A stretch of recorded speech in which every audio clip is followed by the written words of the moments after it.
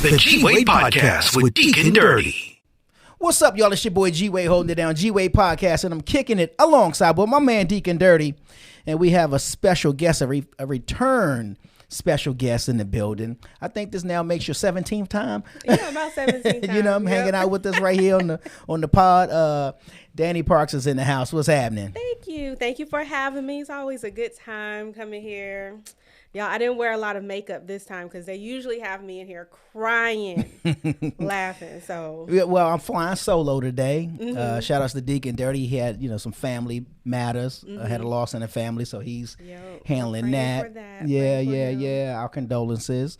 But we wanted to sit down and talk again because one of the issues that's a major issue, not just in the Black community, but just in the world at large or as a whole, mental health. Yes. But before we get into that, for those who may have missed an interview or two, they may want to know, well, who is Dani Parks and who is she and what she thinks she is and yada, yada, yada. So who is Dani Parks? So Dani Parks, I am an entrepreneur. I'm an author. I'm a veteran. I'm a mental health wellness advocate. I also am a brand coach. So basically what I do is I help women leverage the power of their mental health, wellness, positive thinking, mindfulness in order to really thrive and meet all their goals. So that's what I do pretty much all the time, every time, if I'm not doing brows. Right. I'm going to say, don't leave that out. Yeah, don't leave out the they brows. They on fleek, y'all. Is that still a word nowadays? For us. Okay, for our age, I think. Oh, it is? Okay. Yeah. My daughter told me they don't say that anymore. Really? Yeah. So, all right, well, I got to get hip now. I got to get down. I don't know what they're saying, but for now, we're still saying fleek. Okay. So. That's what's up. Okay, so and so last time you were here, we talked about those things like the princess, pearls, and puberty. Yay. Yeah, there we go. I knew I was gonna get the 3 P's. You know what I'm saying? Event that you have that teaches and encourages and inspires young ladies and brings what's the word I'm looking for? Make them aware of their bodies and the things that happen at a certain age and how to deal with it. Right. On a monthly basis, more or less. Basically, yeah. So we teach girls. The nonprofit is called Princesses, Pearls, and Puberty, and we teach girls. We educate adolescent girls ages 9 through 12 years old about puberty, their periods, physical safety as women, because we know there's a lot of violence towards women. Yeah. Also, of course, mental health, wellness, and all of this helps the girls to be more vocal about what's going on with their body and feel comfortable talking about these issues or raising their concerns to their doctors. There's a lot of women, even now, who are experiencing things within their bodies, and it's not until years later that they actually find out what it actually is. So they're dealing with these pains that have been undiagnosed or ignored. So, but it's something you say that. I was just talking to someone recently about, how somebody will ask you a question you'll be like, oh man, even if you went to the doctors, but if somebody just asked you, well, how long that's been hurting? I don't really know. You just know something is there. You know it's there. You ignore it. It comes, it goes. Right. And then one day you just really pay attention to it and you don't really know how long you've been dealing with that certain pain. You know what I mean? So like you said, the young ladies who may have these pains that they're living with, and then they much older, and then they're kind of discovering that what it is. But why do you think we live with these pains instead of? I think as far as women are concerned, and it's almost like a combination of a few things. So we do have all these doctors, they're overworked, they're burnout. So you see doctors just trying to get their numbers pushing in and, pushing people through, not really sitting down and talking to people. And some of y'all doctors' bedside manners suck. Right. Just want to throw that out there. Now, I'm the type of patient, listen, I'm one of those patients. Check. I will write a letter. I use every resource. Let me see your manager. Let me see your manager. Right. Who's the patient advocate? Because I need to see them right now. That's funny. And I am that type of person. I'm very vocal with my health care. Because I feel like you're the one who went to school, so you should be doing your due diligence. That's right. About 2.5 years ago, I was having this issue where I was holding a lot of water. My ankles were swelling. My body was swelling. It was to the point where I could go buy a new outfit and fit it at the store. And then the next day I wouldn't be able to fit it because I had so much water weight just retaining in my body. And so, I mean, I pretty much like set the entire hospital on fire because I'm like, y'all need to figure out what's going on. And I was putting my complaints in, and it was to the point like, I remember one time I put a complaint in. I went to go see a rheumatologist, and he did all his testing. Everything came back negative. So there was nothing wrong on the immune side, the autoimmune side.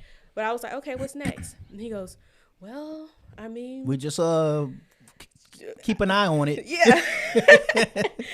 I was like, no, that's not good enough. He was like, well, Miss Parks, I mean, I don't know. Oh, that's okay. That's okay. Next. Hung up. I called the patient advocacy. Wow. And he called me like 6:30 that night to let me know he had put another referral in for me to go see the nephrologist and all this other. But it's just you just said a word that yeah, I said no. Nephrologist, what is that? Nephrologist is a kidney doctor. Oh, okay. Yeah, and then I put another complaint in. Okay. Because I'm like, that should have been the first thing, because retaining water, your kidneys, something's not filtering, something's going on.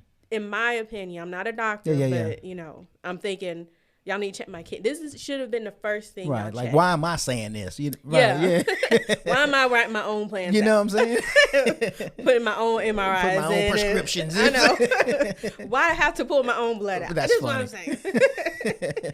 But I mean, it's just like it's overlooked. Sometimes the doctors are burnt out. But I'm still in the mind frame that, do your job and do it well. Do it to the best of your ability. Absolutely. Your due diligence. And with women's issues, sometimes we have so many issues. A woman's body does so much. So it could be, there's just a plethora of things that could be wrong with our bodies. So women, we go along with the pain. Hopefully it'll subside sooner or later. And then by the time you figure out what's really going on, or run into a doctor who actually cares enough to go those few extra steps, now you have to have a partial hysterectomy or a full hysterectomy. Because it's gone too far, too long undiagnosed. Yes. Wow. And untreated. So. Untreated, yeah. Wow. And if you don't mind me asking, because you said the retaining of water, and what was the reason behind it? The reason behind it, from what the doctor told me, and I agree with him, it was more about just being overweight. Okay. So I'm not sure, overweight, and then also a little bit too much protein in your kidneys. If you have too much and it's not filtering out then it can cause not protein, well, ketones. It could cause you to swell. So it wasn't like kidney failure or anything like that. So what me and him came up with was, we looked at all of my charts. And when I say all my charts, this was since like 2014. So we looked at everything. We start to see like a decrease in the numbers, not completely gone, but a decrease. And we figured out, what happened between here and here. And I was like, I started working out consistently. Right. And he was like, okay, do this. We're going to do this, for about, 90 days, and then we'll come back and check it. Gotcha. So, just having somebody say, okay, this is what we're going to do. If nothing changes, then we'll go the next step. So since I've seen him, I haven't had like any swelling or anything like that. So it's what he suggested is working. So but yeah, before then it was just like, and I was working out, so it was just but I'm now, one of those people. So in having extra protein in your kidneys or whatever, were you taking something like doing protein shakes, or were you doing protein powders? When it was first detected, I was working out. I was working out more than what I was doing. So I was doing the protein. I was doing the BCAA. I was doing all of it. Gotcha. So I think I was just taking in more than I was putting out. So I got you, because you said that, it made me think about me. because I had been doing that, taking the protein shakes, going to the gym, but then I started taking more shakes than going to the gym. You know, I fell off. That's what I'm trying to tell you. I fell off. And 500 for it. You know what I'm saying? And I'm pretty sure that played a role in what I thought also too was the swelling, because I'm like, this seems kind of odd for me, who, you know, I would consider a pretty fit guy who has never really had any no real issues of anything. You know what I mean? So, you know, kind of backtracking and looking at things and kind of putting two and two together. Yeah. That's not necessarily with the doctor. Yeah. It was self-diagnosis. Right. But yeah, okay. That's okay. Yeah. And he also mentioned something, and I don't know, I forgot what he called it, but it's basically like, if you're laying down, so say you're laying down, sleep, and then you wake up, you could be a little bit swollen because everything is just not moving around and everything like that. So he said that could be one of the issues. Play a role in it. So between that and the plan that he put me on, it's been What working. About like dehydration? Were you taking in enough? No, I was doing a lot of water. I was actually working out. Every now and then I do work out with trainers. And so I went back to one of my old trainers, and usually with him, like, snap back real quick. And me and him, we really couldn't figure out. He mentioned it. I mentioned, I was like, I don't know what's going on. I'm holding water. So it's good. It's good to have people like that in your life, because he was like, you know, this is not normal for you for us not to see any results within like 2 or 3 weeks. Yeah. Okay. That's what's up. Well, yeah, you know, what's it called again? The patient advocacy. That is there at every single hospital. They are there to advocate for you. I used to work in a hospital, so when I know, like, they're there to work for you. So if you're having an issue with your doctor or lab or whatever it is, go see your patient advocacy. Okay, yeah, definitely. And you have the eyebrow clinic studio. Yeah. Wait a minute. What's the name of it again? Brow culture. Yeah. Where I'm ready to use Fleek again.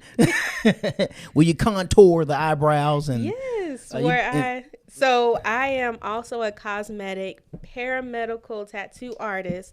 So I do which y'all probably hear about, microblading. I do a different technique called nano blade. So that's with the tattoo gun. So I create beautiful, flawless, natural looking eyebrows. Okay. And you know, I explained in that last when we spoke last, you know, I've been using the kaleidoscope to get my eyebrows on fleek, which some have come in, you know, some have come in. It's thin. I mean, I ain't gonna lie, it's not thin, but it was nothing before. So to go from nothing to that, like 4 strands, you know, this growth.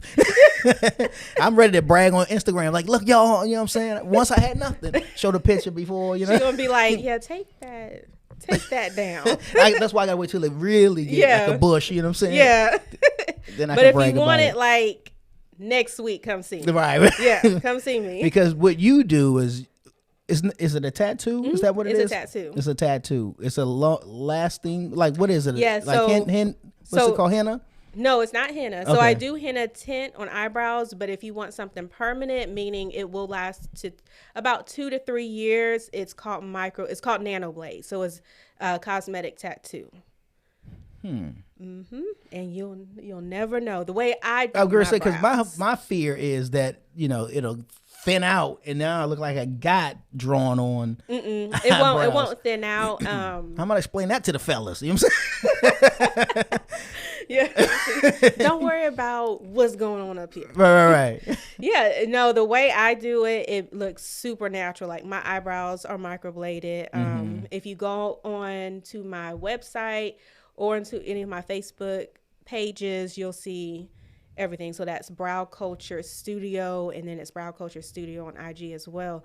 And I have pictures and everyone. Oh my goodness! I did this lady's eyebrows, and when she went home, she was like, my brother was like, that's not a tattoo. And she was like, it's a tattoo. He was like, they look so real. Yeah, see, they look very real. So what is yours right now? Mine are microbladed. Microbladed. Yes, I have a little bit of makeup on it, but if I were to take this off, you would see the microblading. Okay. And you would see my eyebrows, they would pretty much look perfect. Okay. Yeah, they'll look perfect. Okay. They'll look just like this. Right. All right. So you, when you shower and bathe or wash your face or whatever, that tattoo part won't go anywhere. But it still looks like hair. Yeah, it looks like hair. You will wake up with natural brows, natural looking brows.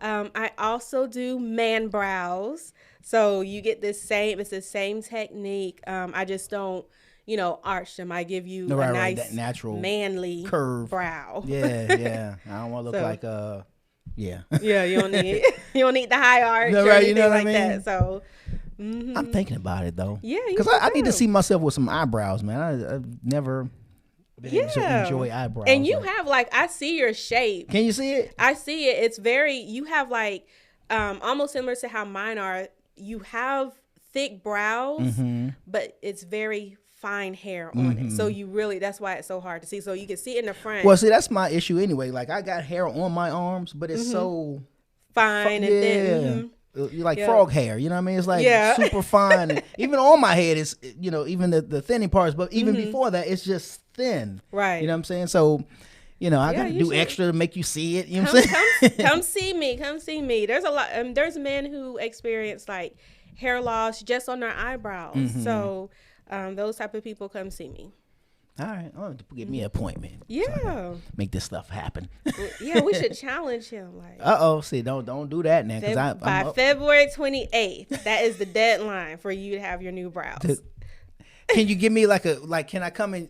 Can you take a picture and show me what they'll look like first? So I put certain eyebrows on. I can just send me a picture.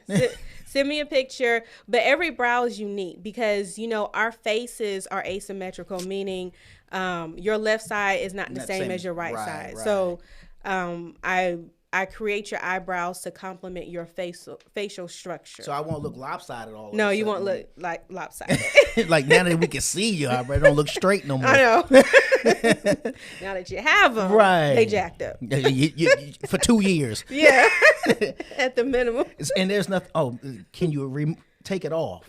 I can remove it, but the process for removing is a little bit more painful. Wow. It's not painful as in it's just uncomfortable. Okay. So, yeah. Okay.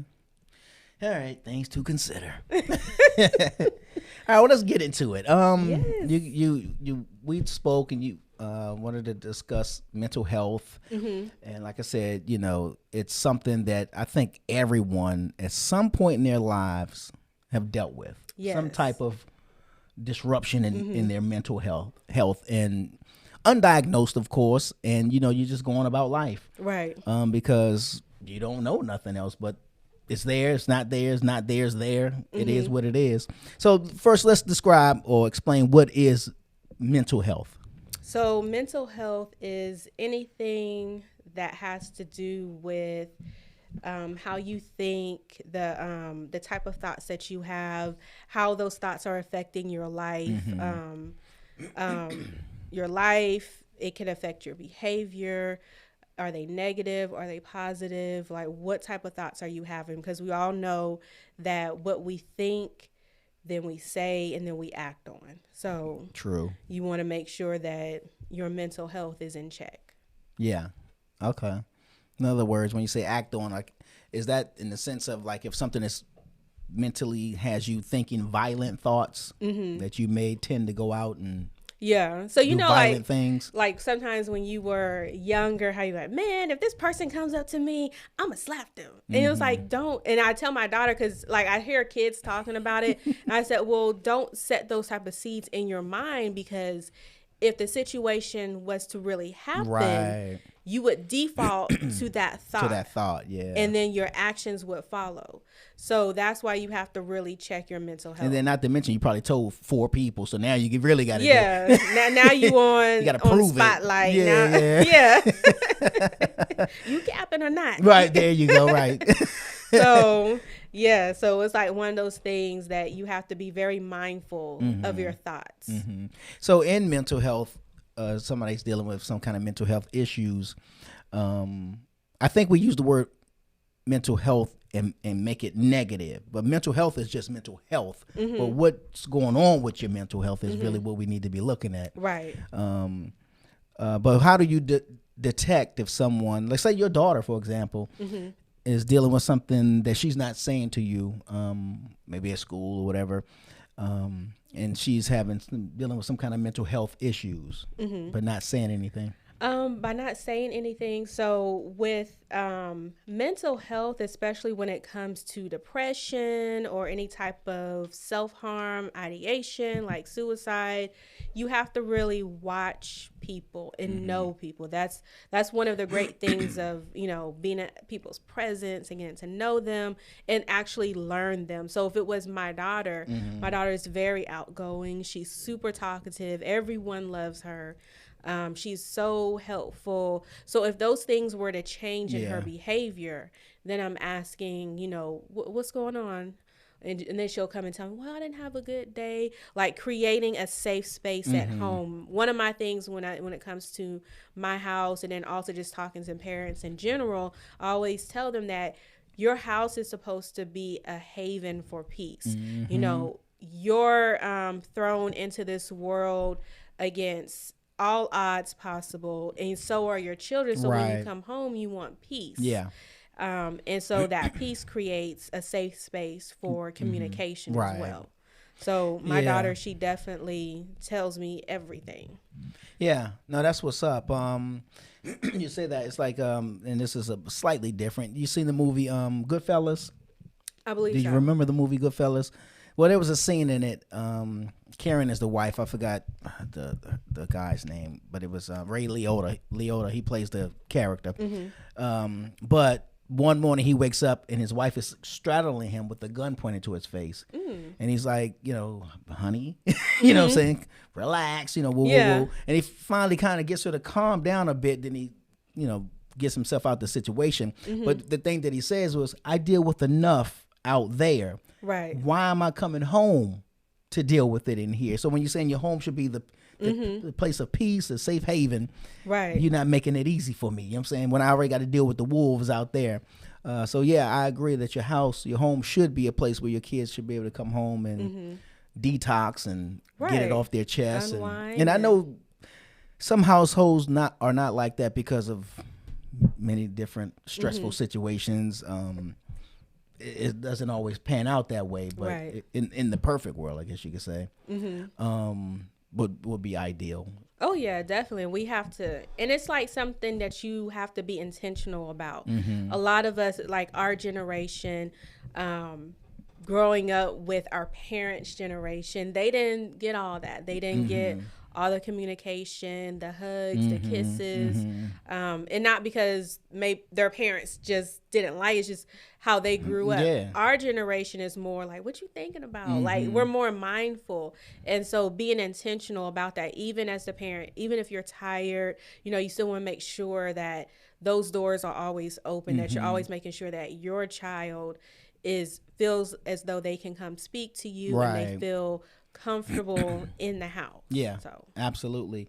I got a buddy of mine that I'm one that whenever something's going on, I got to get it off me. Yeah, because otherwise I walk around with it. Right, I'm thinking about it. I'm ruminating on it. I don't want, I'm just trying to work, in my head, but I'm like, no, but if you that's most men. That's most men. This is true, but if you stay too long in your head, you believe everything you think. Oh yeah. You know what I'm saying? Yeah, you know what I'm saying? And I don't like being like that. I like to get it off. So one of my buddies that I'll call up, and we call each other whatever if something is going on, and we'll be like, this is the thing we say to each other: can I cuss? And we know, go ahead, bro, say what you got to say. Get it off your chest. And then you walk on, then you're feeling 10 pounds lighter, like, all right, cool, I got to at least say it to someone. And not so much that you need the exchange of words, you just got to get it off you. You know what I mean? So, yeah, that's good for me. I was thinking about Key and Peele. When they were there with their wives, that skit, and they was like, man, I asked her to do something. I was like, and they were like whispering and then they ended up in space trying to talk about it. Was funny, but yeah. So when you say, can I come? Right. That remind me of them.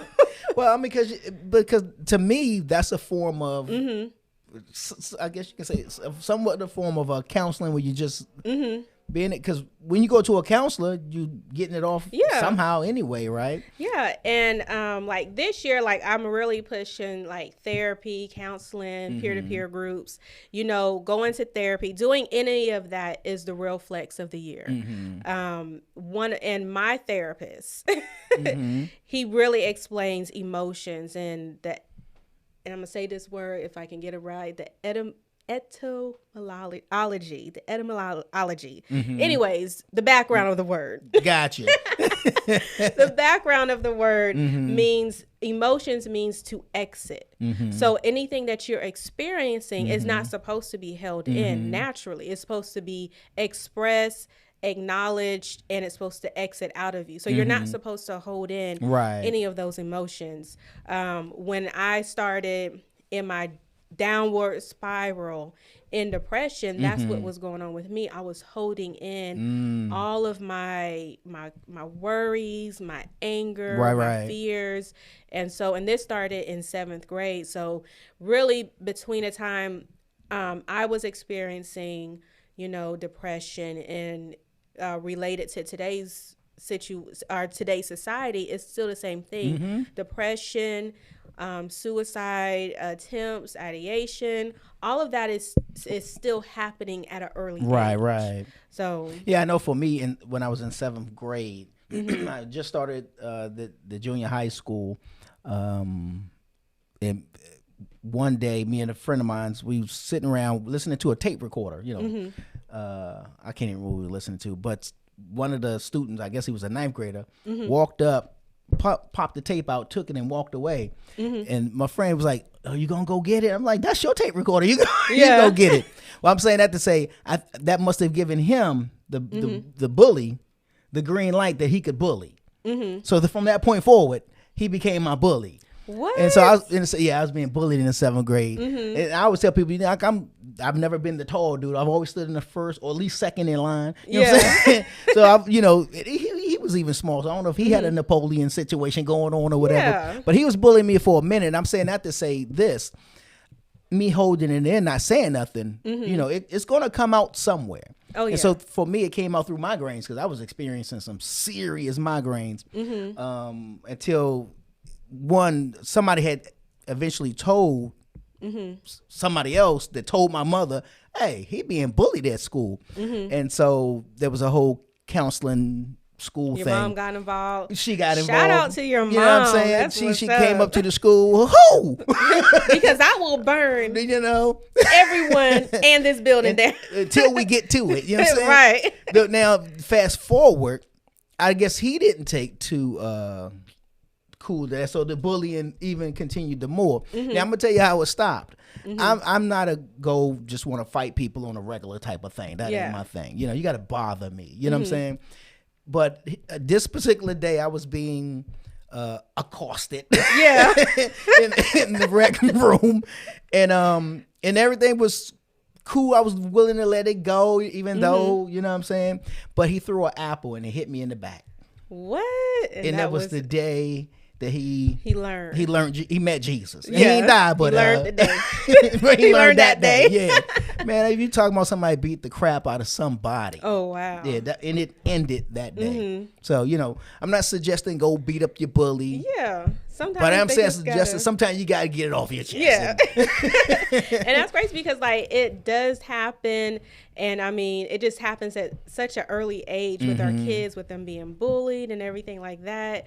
So has your daughter have experienced any of that? She experienced bullying. Like I said, like my daughter, let me tell you about my daughter. First off, she is a charmer. And I mean, and she's such a people person. Like even when she was younger, we could be like standing in the line. And I remember one time she was having a full blown conversation with some grown man about what he was buying in his cart. Okay. And he was buying like some tables, and she was like, "Oh, okay." She was like, she had to be like 3. And she goes, "What type of car you got?" And he was like, "Well, I got." She was like, and his wife was standing. She like touched me, and she was like, "Look at this," and she was like, "Oh, okay. She was like, so do you actually think all that's going to fit in your truck? And so everyone loves Symphony. And so there was a particular situation with a bully at an after school program, and Symphony just kept, she was like, she keeps bullying me. I was like, well, I mean, what's she saying about you? And she was like, she's saying I'm ugly, and she pushes me and all the other stuff. And I was like, well, you know, I don't. You know I fight kids. You know I fight kids. Like, what you want me to do? Yeah. So what are we doing? Right. We doing this at the flagpole. You know what I'm saying? The school, the bus stop, what? Just tell me, and I'm pulling up. Right. And so that was actually my first year of having the Princess's Pearls and Puberty Party. So I was like, well, Symphony, I was like, sometimes when people bully you, it's because there's something going on at home. Right. So I said, that's why I'm asking you, what exactly is she saying? Because that's going to let us know how to deal with the situation, how to combat it anyways. And then, you know, and then lift her up, you know. So Symphony was telling me, you know, she's ugly, she's this, she's that. I was like, okay, well, that's probably what's being told to her at home. I was like, so what you're going to do every time you see her, you're going to say, hey, pretty, hey, beautiful. Stuff like that. She's like, I was like, just first of all, she been chumping me. I ain't letting nobody. Now you want me to compliment her? Yeah, I was like, do that. And sure enough, like she started to do that, and everything started to smooth over because it's like you're looking for an outlet. Of course. You know, you're projecting. Yeah, you're projecting it, and it's not fair that, you know, the kids have to go through this at home. They don't have no outlet because if they were to let those emotions out at home, then it may get worse.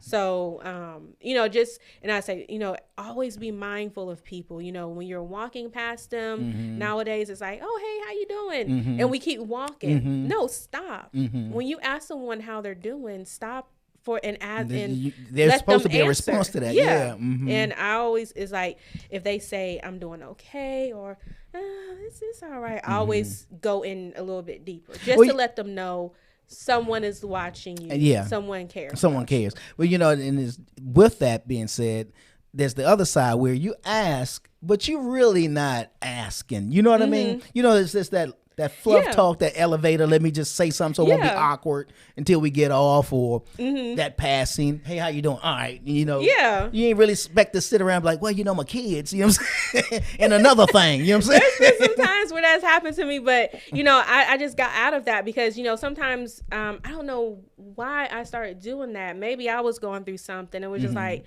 why are you going to ask me how I'm doing and keep walking? You know, no, you don't really want to know. So it would just be like, either stop it or don't talk. Don't talk. Just say hi. Yeah, just not say how hi. I'm doing. Yeah, you know, say what you mean. Mean what you say. So even in elevator talk, like if you know for a fact you're not ready to sit there and have that conversation, you know, just smile and nod. There's nothing wrong with that. So you know, being very intentional with what you're doing as well.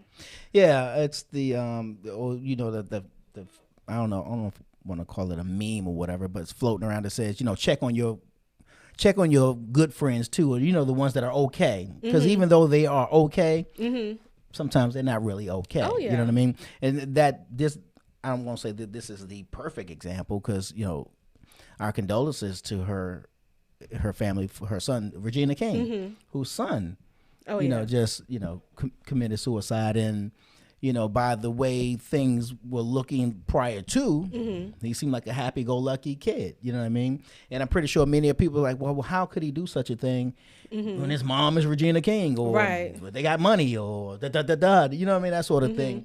But sometimes you got to check on your okay friends too. Yeah. Because like depression, anything like that, suicide, people who are suicidal, that has no face, it has no look. It doesn't, it's so disrespectful. It permeates through every class, every culture. So that's why you have to check on people. I haven't researched it myself, but I did hear that he did make certain posts every now and then. And those are the things that you need to look out for. There have been plenty of times where I've read certain posts from people I don't even know. I don't feel like living today, or, if I knew my kids would be okay, I would commit suicide right now. I mean, they're saying this on Facebook. On social media, My first response, I jump in their inbox and you don't know me from a can of paint, but are you okay? Yeah. Is there anything you would like to talk about? Right. If they respond, they respond. If they don't, they don't. They'll see it eventually sometime. But it's just one of those things we have to, when people have those little outcries, even if they're just in that moment, like just a stressful moment, always check up on them. And jumping in their inbox or whatever, even though they may not respond to it, may have just been enough for them to show them, okay, somebody does care. Yeah, you know someone what I mean? actually read it and paid and saw me. There was an episode of How I Met Your Mother. They were at the what's that in New York? I forgot the tower, but nonetheless, to go up to the top. And I want to say the name of the tower, but I can't think of it. So they just talking or whatever. And some guy was walking by, and one of the people said hello to him, and he stopped. He says, "Thank you." For whatever they said to him. It was just a quick little thing. He says, because I was just about to go up top and jump off. Of course it was comedy, but there's a reality in that. You know what I mean? It's like that one hello, how you doing, prevented this guy who thought nobody saw him. Saw him. You know what I mean? And there's many people walking around right now feeling like nobody sees me. And can't even get the hello, how you doing, or the genuine one anyway. It's just the society we live in. Everything is all about social media and putting on for that. It's like we live in we don't live in reality, but in reality we want to be seen, and we can't be seen unless we are doing something big and with all the glitz and glamour and all the other stuff. So, and if you compare too much that you see on social media, it still won't seem like it's enough. Because you be like, well, dang, I got a new pair of shoes. They got 7.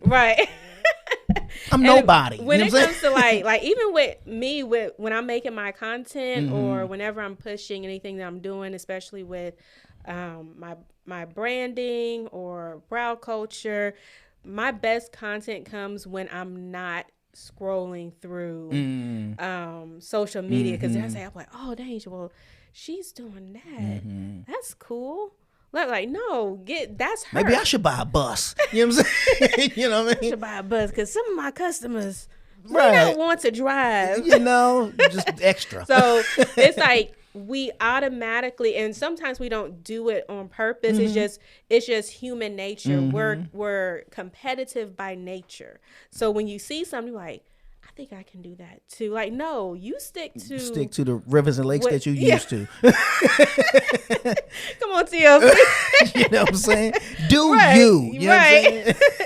So it's like, and it's hard. It's hard. Like this year, I definitely encourage everybody, start getting a good self-care routine. That's going to help you de-stress a lot quicker, so that you can continue in your goals without all the frustration and the burnout, and then you end up just stopping everything altogether because now you're confused. So having a good self-care routine, whatever that looks like for you. Well, give us some examples of a good self-care routine. So for me personally, I work out, I meditate. What else I do? Work out, I meditate, I drink water. Okay. I thought you were getting ready to say the libations. I drink. Right.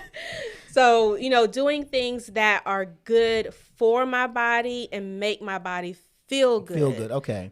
Because there's some things that you can do for your body, but it's not good for your body. Right. Or it doesn't make your body feel good. Like if you like eating cake, it makes your body feel good, but is it good for your body? Yeah. So you have to be mindful of what works for you. I do my meditation. I pray. I do my meditation, and I drink a bottle of water before I even get out the bed. Okay. Before my feet even hit the floor, because for me, and once again, it's being mindful. What works for you? Yeah, I know once my feet hit the floor, like my day has officially started. There's no telling what am I might grab my phone and see I got some emails, and right. now I'm scrolling, responding to emails, or and you're going down whatever rabbit hole. Yeah. So it's definitely like, get a good routine, especially like, and sometimes it doesn't always have to be in the morning. Like I said, figure out what works for you and be consistent with that. Now, is there any way, or what ways to prevent like mental health problems? Like, is there ways to prevent it? One of the ways to prevent it is to get out and talk to other people. Call them up and ask them, can you cuss? Yeah. It's very important. Yeah, before you even say like hello, hi, like, can I cuss? You know, just let me, I'm gonna let you know where this conversation is going. Definitely have like those friends in your corner that you can have real talk with, because you know, like with everything I do, there's only a few people who know like Danielle, like they know Danielle from the block. They know, and these they ain't people gonna front on you. Yeah, these people are still riding with me, so I can call them up and just talk the way I talk.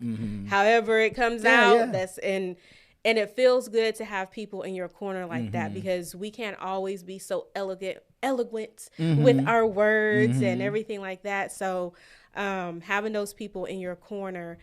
Also, you don't have to have a mental health crisis or a breakdown to go seek out therapy or see a counselor. The difference between therapy is more long-term.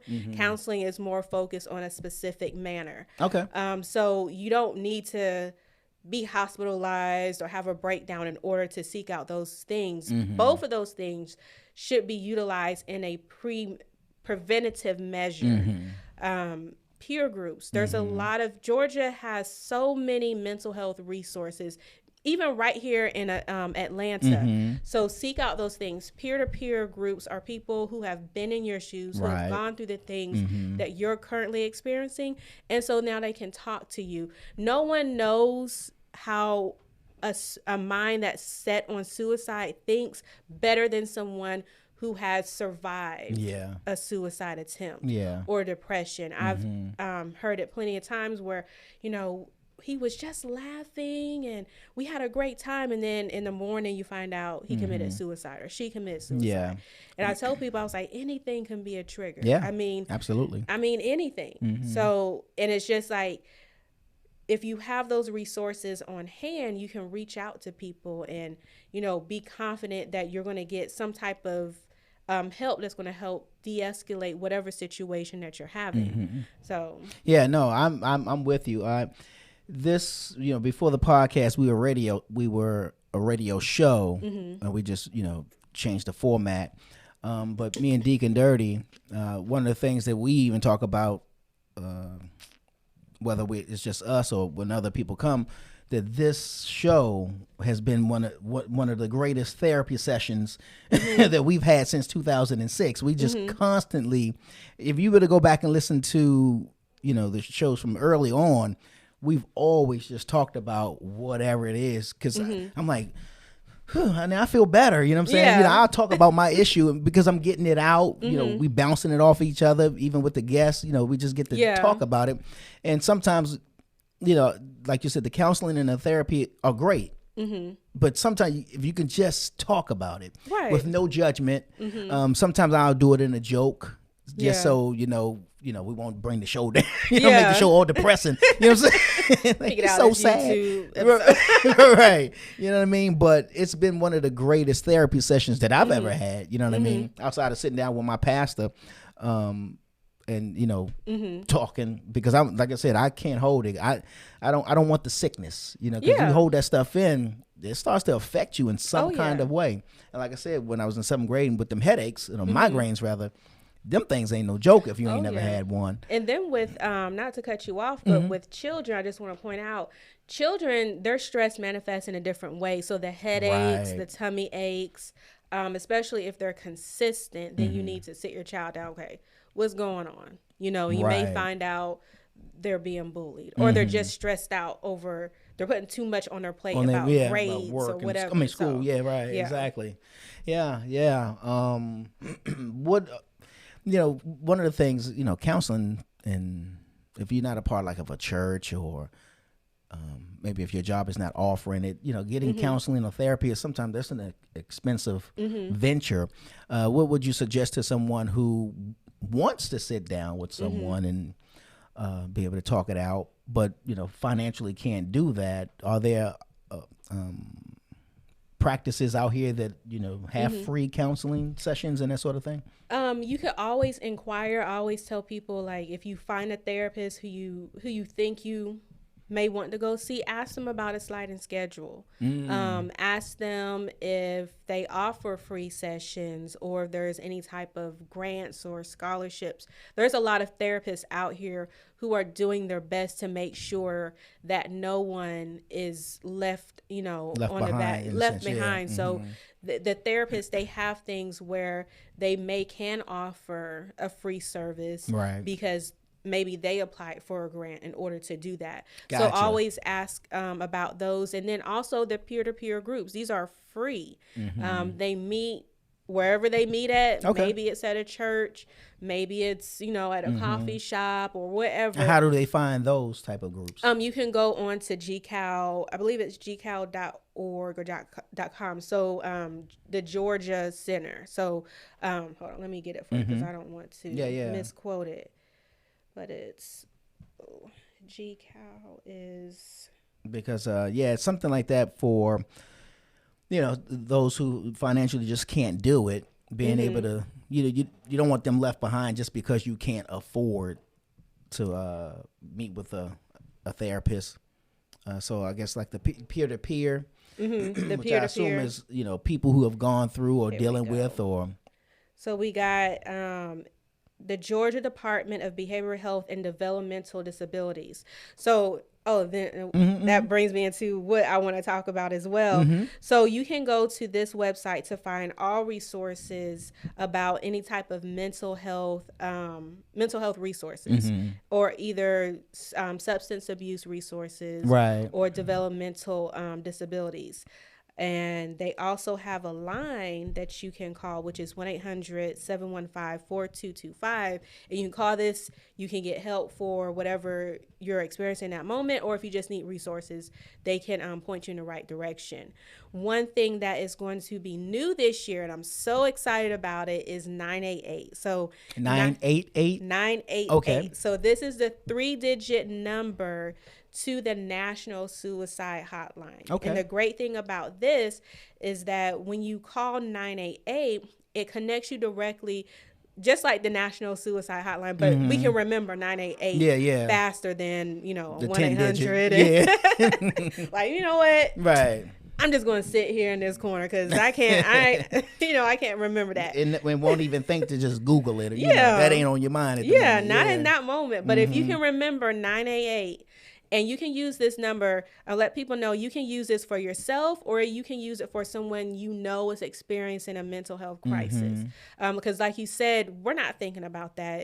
If I'm depressed or if I'm suicidal in that moment, I'm not thinking about calling someone. Maybe I am, maybe I'm not. But if you are in the room with someone who's thinking, you can call 988 as well. Now, 988 doesn't take effect until July 16th. Of this year. Okay. So 2022. 2022, yes. So it's good to know that this is something that was actually written into law, signed into law by the former president. Okay. Which is, it went under the radar. And this is one of the things I feel like should have been highlighted because this is amazing. What 988 does is, you can call it. 80% of calls can be, situations can be de-escalated over the phone. If it's not de-escalated, they can call in what's called a mobile crisis team. So these are counselors who can come in and come to you. Oh, they dispatch them out to you. Okay, They dispatch them to you. And if you need that in-person interaction, they can help with that. If it can't be de-escalated, then they'll take you to a mobile health crisis center. Okay. Not the police station, not the hospital, but to a mobile health crisis center, which will be able to interact with you immediately. So you're not sitting there, in a interview room or chained to a chair at the police station. And this whole system helps to lessen the interaction with law enforcement. Okay. There's a lot of people we seen with George Floyd. He was having an anxiety attack. So had they contacted a social worker or a crisis team, they could have de-escalated that situation. Right. But there's a lot of people. Although the racist. Chauvin was gunning for him. Yeah. We won't leave that out. Yeah, we're not going to leave that out. But I mean, it's very clear. Like, even when I was watching the video, I'm like, oh, he's having an anxiety attack. This is bigger than, like before he even got on the ground, he was literally having an anxiety attack. You know, he said he was claustrophobic. You're trying to put him shove him in the car. Yeah. So, like a lot of law enforcement, they don't know. They have now some units and some police departments, they are starting to integrate that type of training for their officers because it's very important. Good, very important. Yeah, but if you know someone who is having a mental health crisis, call GCAL, call the National Suicide Hotline. The National Suicide Hotline is not just for those who want to commit suicide, but it's also those who are experiencing maybe a substance abuse crisis. Okay. So it covers any type of mental health crisis. But the goal is to make sure that these people are being treated the way they need to be treated. And so when they're discharged or when the situation has subsided, they can effectively cope afterwards, maybe get wraparound care as well. So that's nice. It is. Like I said, like when I was in the military, I first reached out for help when I was... Because you were dealing with bouts of depression. Yes, I was still dealing with that. I was still trying to commit suicide, even in the barracks, like all of it. Wow. All of it. I mean, I've had so many... If I were to go through my medical record, all those ER visits were mental health. Really? Suicide attempts. What do you think... Well, I guess enough years have passed, but what looking back, what do you think was the cause? What was causing these? The cause was I actually started my friend when I was in 7th grade, she committed suicide. And that just really like hurt me to no end. And so it kind of just this grief it wasn't expressed, it wasn't talked about. So it just slowly, developed into something different. Wow. And so from 7th grade up until I was I had to be like 22 when I was in Iraq. So I reached out for help when I was originally stationed in Germany. So they sent me back to Landstuhl, which is the first MADAC that you go to. If you were hurt in Iraq, Landstuhl would be the first MADAC that would see you, and then they would, bring you back to the States or whatever. But I was at Landstuhl, and I was talking to the psychologist, and he was just like, okay. He was like, I'm gonna recommend that we just discharge you out the military. I was like, whoa. I was like, wait a minute. You was gonna cut me loose? Yeah. I mean, it helped to really reveal that there's a disconnect when it comes to what people need when they're having a mental health crisis. So that's why I love 988 and everything they're establishing with that system, because I'm like, wait a minute. Thankfully, I had already had like a background academically in psychology. So I know what could be done, but it wasn't being offered. Yeah. So I'm like, I literally had to write my own plan. I was like, well, how about this? And I was like, because really I was like, I'm depressed, I'm suicidal, and I'm stressed out. So you're telling me you're about to just discharge me with no care. Wow. You're not even trying to help the situation. So I was like, how about you put me on some medicine and I do outpatient therapy for about 8 weeks and see how that works out. Right. And he was like, okay, cool. So wrote it up. I'm just like walking out the office like, the nerve. Right. He tried to play me. That's funny. He's sitting there now probably today implementing that same curriculum. So what we're going to do. Right. Well, this is what we come up with. Yeah, and that just goes back to like being burnt out because this was in 2004. So this is pretty much still 9/11 was still fresh. So when everything was popping off, when I was in Iraq, we were literally living in abandoned buildings. Wow. So it was like bare bones. Like we're building this up. If you go, if you have friends who are in the military now, they're calling you on their cell phones. Like none of that was right. Yeah. Cell phone. What is that? Disconnect in Iraq. Yeah. During a conflict. Are you a major? You a colonel. Mm-hmm. But it was so when I was going through my 8 weeks, I had got a call from Landstuhl. The liaison remembered me talking about my job and how I actually did medevac and worked in that field downrange. And so she wanted me to be a liaison at Landstuhl. Okay. So after I completed my 8 weeks, I went back to Landstuhl to work as a liaison. I was like, this is perfect because I got things to do. I made it my mission. This is how I started advocacy. I made it my mission to always go up to the 13th floor, which is where the psych patients were, regardless if you needed to be an inpatient for a while or if you were just there for holding, and talk to those soldiers, because you would have career soldiers come through. They put 15 years in. They probably have never been deployed. You put them in a hostile environment that it's normal for someone to be stressed out. Yeah, of course. Yeah. But the first thing back then was, okay, we're about to discharge you. And it's like, no, and if you don't know your rights, if you don't know what could happen or what can be done, you just go along with it. So I would go up there, I would talk to those career soldiers, I would tell them my story, what I did, and this is what you need to do. Wow. Because it doesn't make sense for you to spend 20 years in the military and be discharged because of this. You don't know what type of benefits you may lose because of this particular code. You just don't know. And like I said, we're just stressed. People just need a break. So it really helped me to start in the advocacy of, making sure people knew about mental health, wellness, and the resources, what's available to them. Yeah, wow. That's good. And so how do you think, and what do you think, how am I asking the question? Because of the pandemic, I'm pretty sure mental health issues have had skyrocketed. Oh yeah, definitely. Because people are having to be disconnected from people, and especially if you live alone, you're with no one. Right. You can't go out. No one can come in. How do you think people were coping with mental health issues at that time, or really right now still? Oh man, they were probably struggling. We're created to be in contact with people. We're created to touch each other. I know you've seen like plenty of videos where I just want to hug my mom, or just because we need that interaction. We need interaction, and we need to touch on people. We need that because we're humans.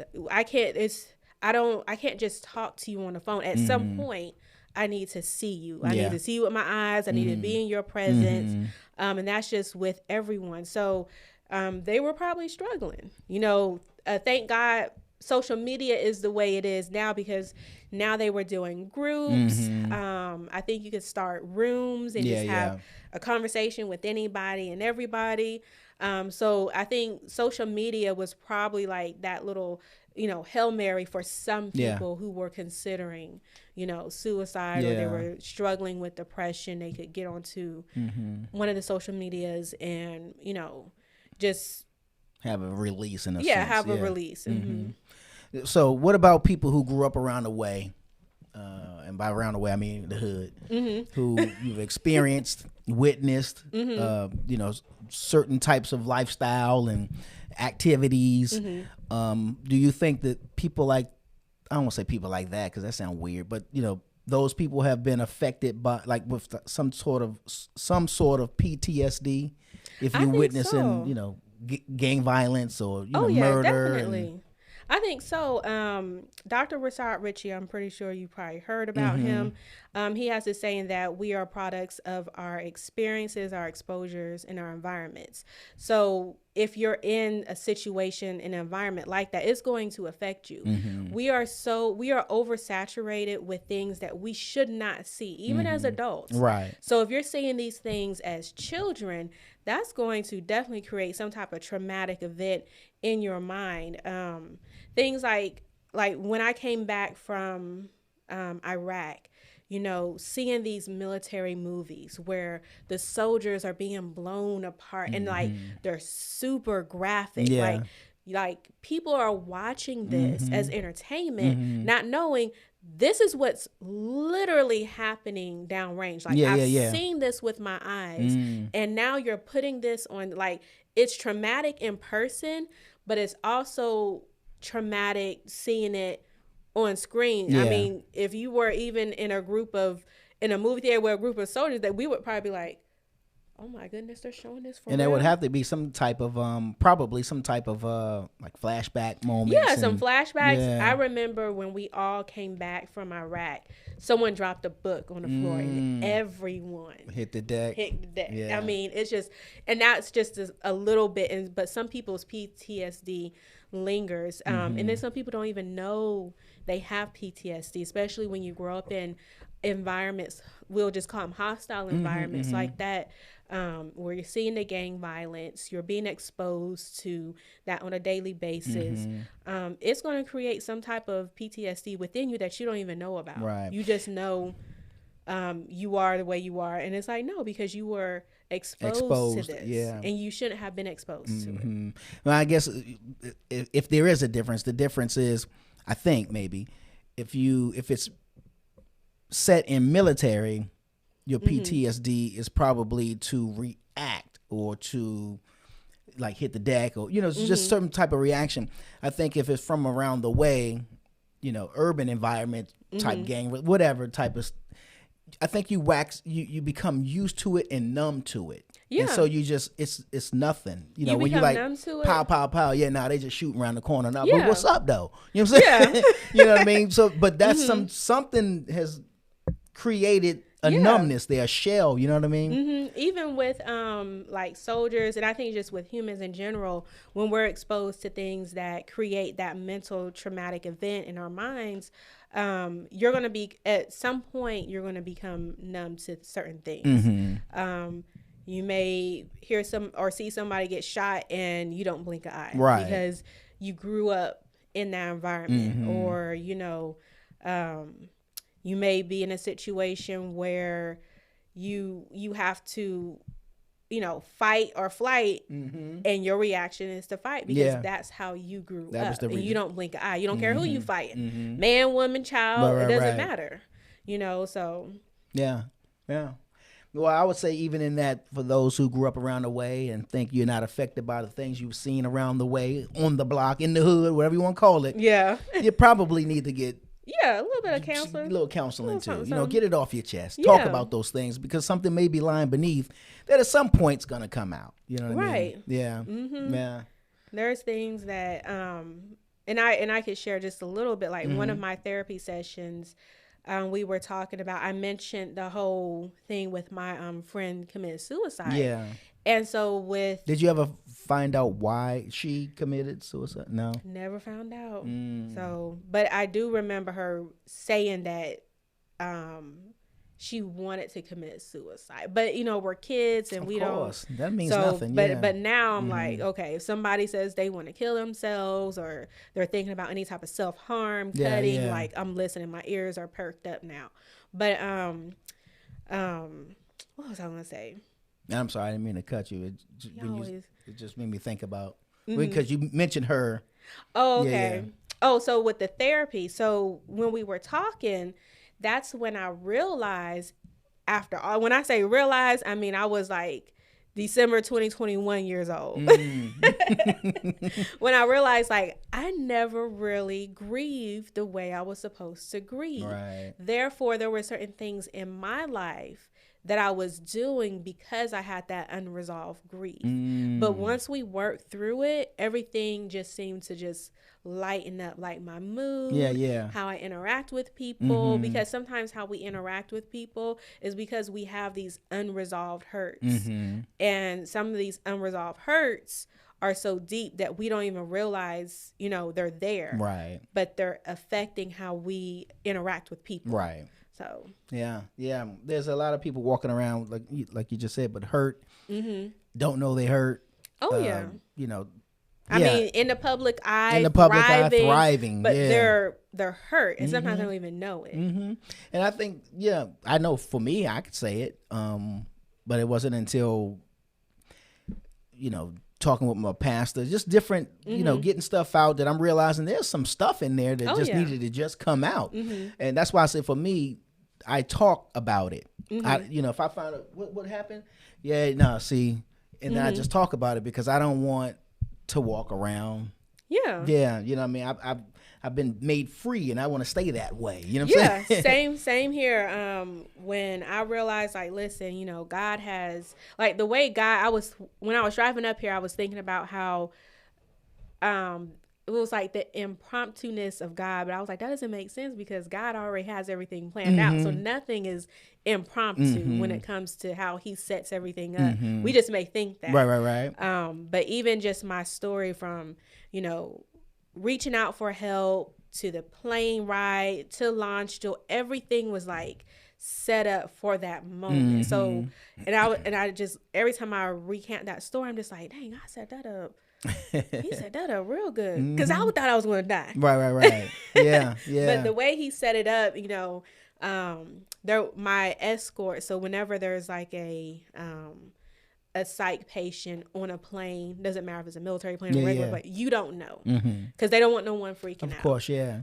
So my escort, she was sitting next to me, and the plane took off, and she just bust out crying. So of course, naturally, everybody's like, "Oh Lord, here we go." There's the psych patient. Yeah.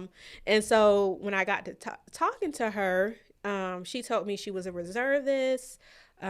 She was an officer. She was a reservist. She was a doctor, as a matter of fact, and she didn't take any breaks in between her deployment. So she was like, I see over 100 soldiers every single day. She was like, this is my first break in 2 years. Wow.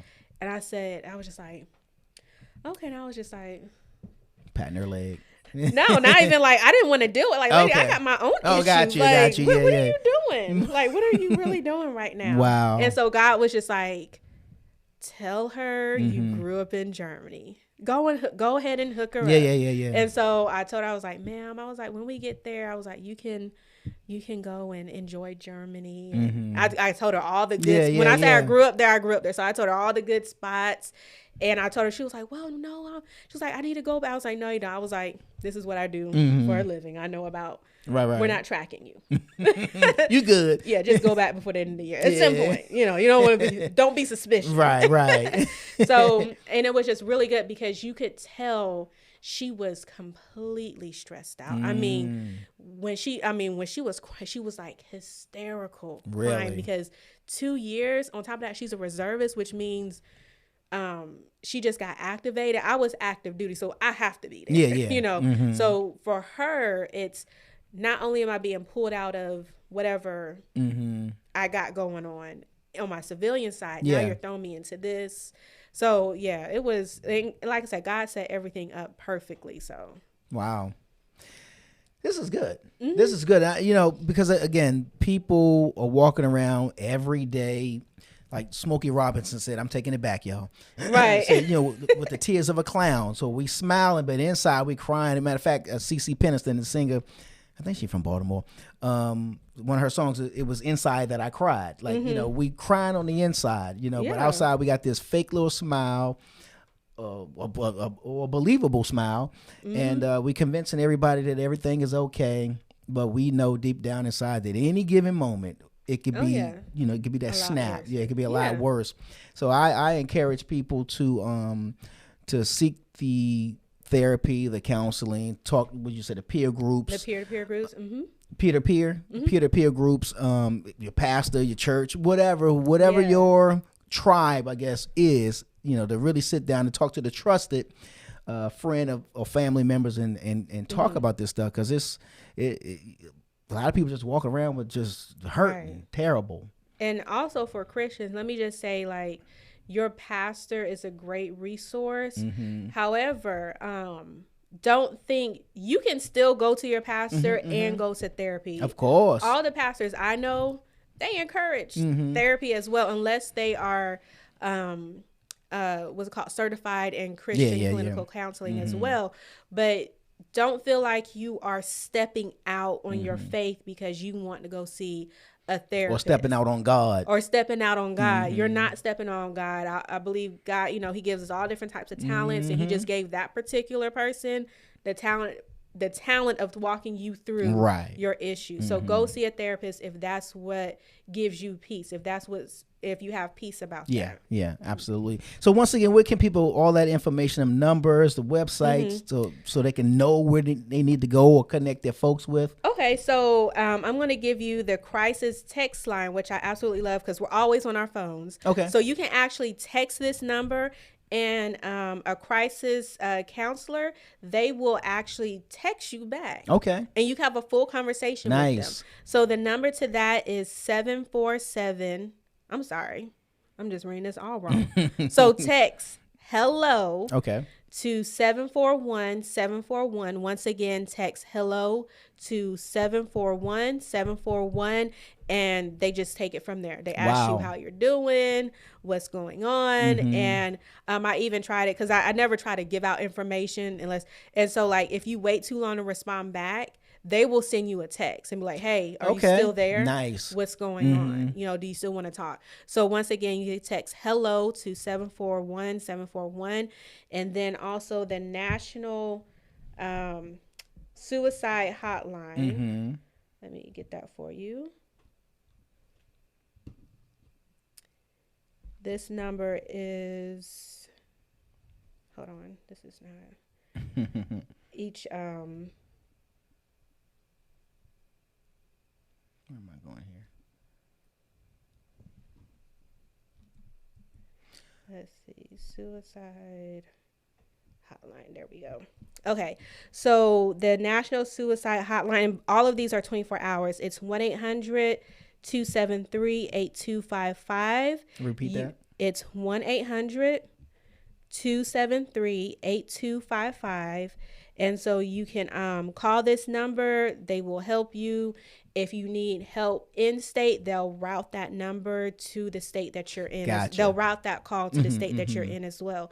Also, they do have a chat online. So you can get on their website and you can actually chat with somebody as well. So these are the resources. Also, if you're looking for a peer-to-peer support group, maybe you're not comfortable going to a therapist or a counselor, you can always look up like mental health crisis peer-to-peer support groups in my city or in my state. And they're located all throughout the U.S. Yeah, they're located throughout everywhere. Wow, that's awesome. Yeah. Well, this is some good information because again, we say this, and I don't know why we say this, and it's probably part true. So I'm not going to argue if you try to prove it. Yeah. That, in our community, we don't seek counseling. Oh, yeah. It's probably part true. But at the same time, I can't say that it's all the way true. I mean, I think we've gotten a lot more comfortable with, going and seeking therapy and counseling and admitting that there's a problem, you know what I'm saying? Because, we grew up, not every Black person alive, but with some traumatic issues, not just placed on us by people within our environment, but just because society has lumped stuff on us that has created all the a lot of the negative stress, stuff, the stress is going on. But I definitely would encourage to seek counseling, therapy, like pastor, peer-to-peer groups, that trusted friend or friends, your tribe was what we saying nowadays, because you got to get it off your chest. I'm telling you, I always tell people the hardest thing to do is the easiest thing to do. It's hard because you can't get it out. But the moment you get it out, it'd be just so easy, right? And it start feel flooding. Like you have to justify how you feel.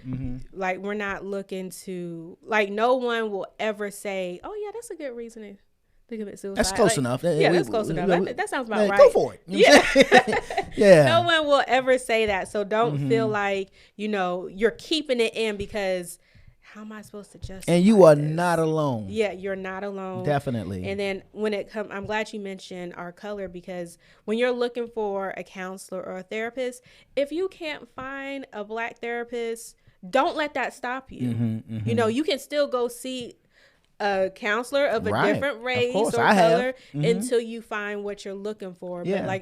But when you stop, they're not going to understand. They don't know my plight. They don't know my life. You know what I'm saying? Son. Yeah. Don't let that stop you, because then you're going to be, what Wade is saying, you're holding that in because you're looking for a perfect time. Right. A perfect person. No. And then your mind will start telling you that's right. And you believe everything your mind says. So yeah, I'm big on get it out, man. Get it out the best way you can. Without hurting anyone or yourself in a productive manner. Well, Dani Parks, this has been really good. Thank you for having me. We didn't get to chop it up this deep when you were here last time. We talked about the other awesome things you got going on. So, matter of fact, before you give information about where they can find you, your PPP parties, tell us a little bit about that real quick, and the next one, and ... So I'm so excited. Our next annual party will be in Augusta, Georgia, March 26th. And then later on that year, this year, I can't.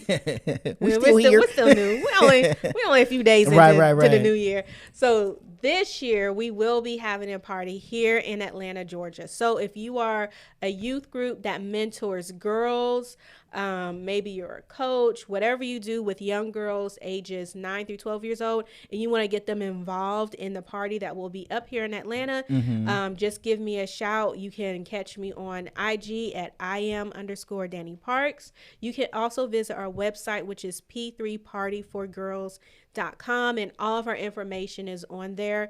Let's see. And then also our party will be streamed live in March as well. Okay, cool. We do have a lot of people out of state that watch this. Will participate. Watch our party. Yeah, that's nice. That's awesome. So now, where can they find you? Your social media, website, the whole deal. Okay, so for anything like brand coaching, business strategy, or if you want me to come speak to your organization or your business about mental health, wellness, anything dealing with self-care, you can find me at IamDaniParks.com. All of my information is on there. My LinkedIn, Facebook, IG, all of it's on there. If you're interested in the nonprofit, which is the P3 Party for Girls, once again, you can go to p3partyforgirls.com. The 4 is spelled out, the regular 4, FOR, for girls, and all of our information is on there on how to reach out to us as well. That's what's up. Well, I certainly appreciate you coming through and sharing your story, giving us all this good information on, how to get help, where to get help, and if you need help, please seek help. Yes. Don't let yourself or anyone or whatever talk you out of seeking therapy and getting set free. I'm telling you, it's nothing like it. Save yourself. When you 10 pounds lighter, man. Sometimes 20. You know what I'm saying? When you get it off your chest. Edges coming. Look at just call your hair. This is the result of some good therapy. Maybe the stress going away. That's why my little hair's coming in now. You got 4 hairs. I'm telling you, makes your hair grow and everything. Make your hair prick out a little bit. You know what I'm saying? But get help, y'all. For real. We laughing, but this is serious as a mug. Get you some help, man, because we need you. That's facts, though. Oh, yeah. You know what I'm saying? So it's your boy G-Wade holding it down, G-Wade Podcast, and I'm kicking it alongside with my man Deacon Dirty. Y'all know what it is. Hey, what's up, y'all? It's your boy G-Wade holding it down, and I want to thank you all for tuning into this episode of the G-Wade Podcast. Now be sure to subscribe to this channel. Click that notification bell to stay up on all the latest videos and content that we post. And we just appreciate everything. Oh, and don't forget to follow us on Facebook and Instagram at G-Wade Podcast. Till then.